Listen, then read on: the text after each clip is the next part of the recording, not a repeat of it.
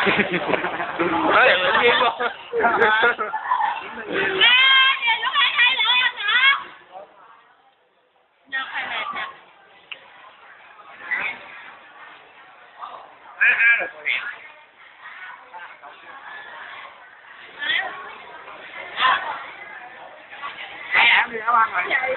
น้ำหวานเลย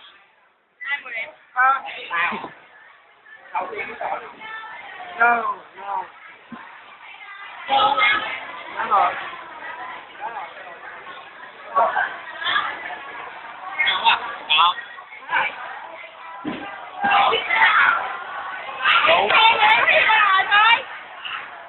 Cái này trong dữ lắm á.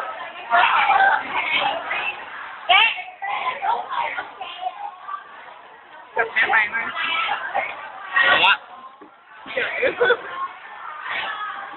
Anh chụp được thật à?